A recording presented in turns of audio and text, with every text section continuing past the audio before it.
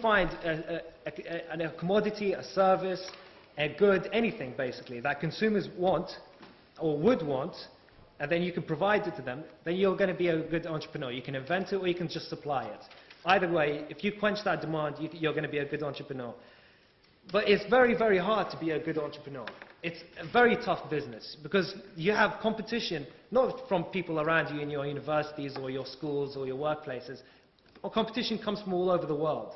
Everyone's out to make that quick buck. Everyone's out to make money, so that's where it comes from. You have a lot of people that just want to be entrepreneurs, and there is no barrier to it. Everyone can be it, with the exception, of course, there are some barriers in terms of how much money you have to start up with, but you know, we can address that in a different point. I can give you an entrepreneurship lesson later. And some people just do not want to be entrepreneurs. Some people can't be entrepreneurs. I mean, I don't know if anyone is... No, not now, right now. I don't know if many of you people have actually watched this television program, Dragon's Den. Yes.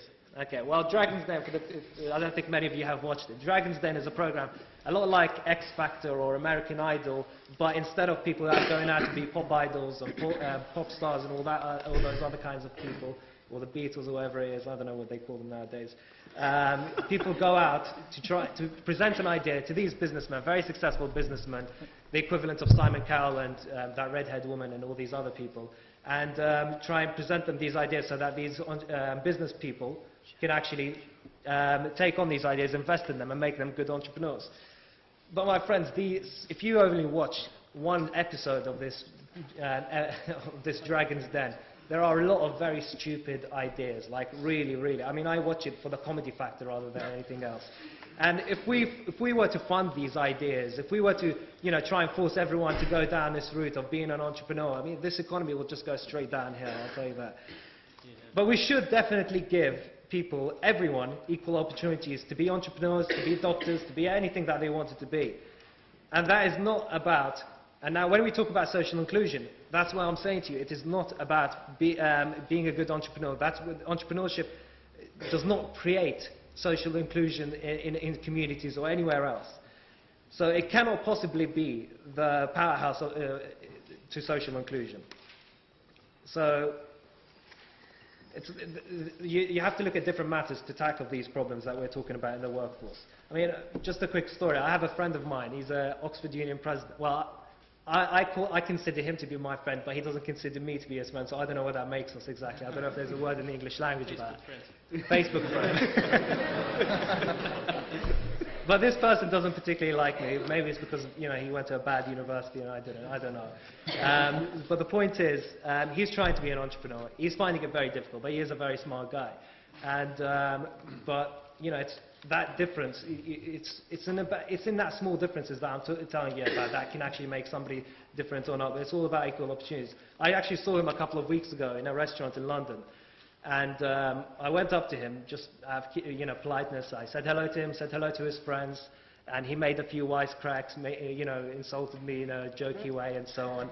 And I was just about to tell him that we are 99.9% the same, but I thought, no, I don't want to ruin his dessert, so I just let him have it.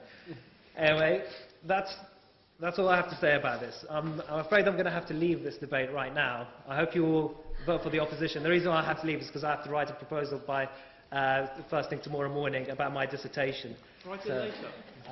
Well, I'd love to do all-nighters right now, but I'm still a student. So anyway, thank you all very much.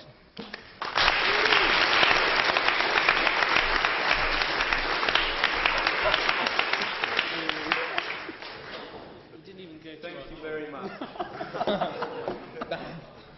The next speaker in proposition of the motion. He's already voted with his finger. He doesn't have a vote. Greg Parston, who's the director of the Accenture Institute for Public Service Value. Please give him a friendly round of applause.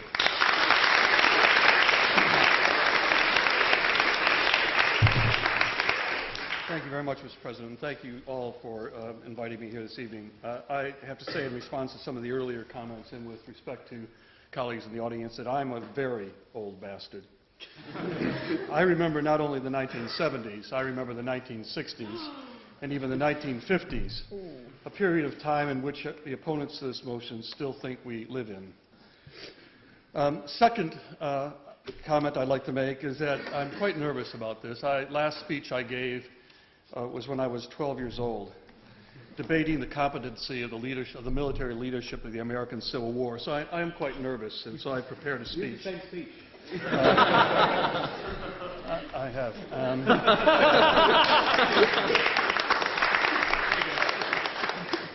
But nerves are something that I'm accustomed to in speaking. In my very first speech to an audience of this, well, what I hope would be this size, I was a young professor at New York University, and I wanted to go and see the New York Yankees play the Los Angeles Dodgers in Los Angeles in the World Series, and so as professors in the United States do, I proposed to speak at a conference at about that time.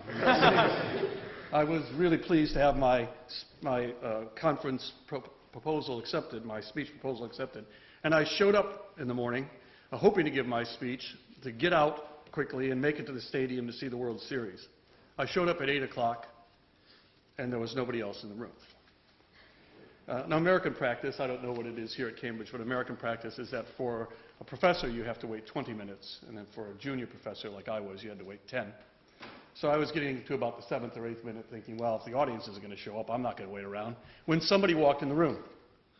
And he sat in the seat while I was up here at the lectern, and I thought, well, I've done the speech. The Yankees are playing in 3 hours. I'll give the speech. And I gave the speech, and fantastically, at the end, he applauded me. I thought it was great. I picked up my papers and walked out, and he said, hey, I'm the second speaker, man.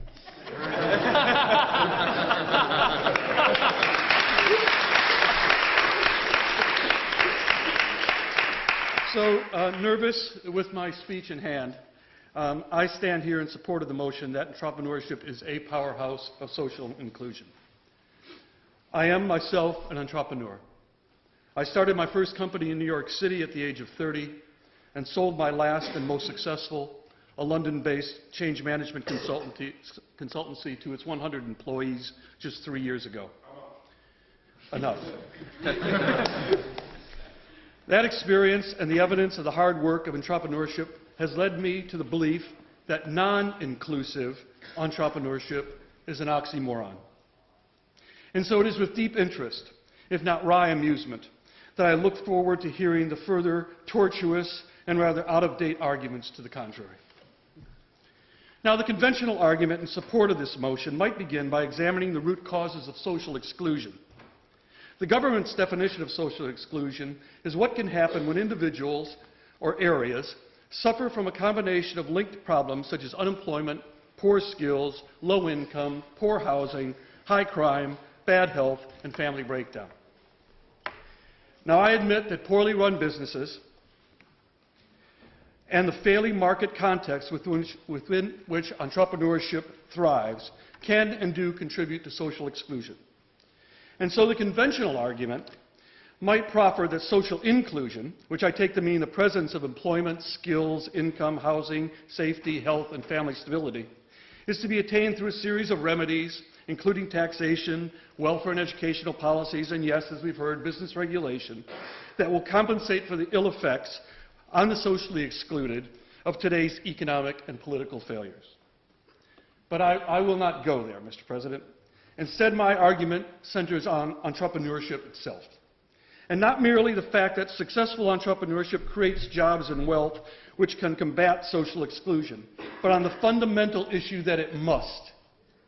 That without inclusion, without extending beyond the conventional market dynamics and resources,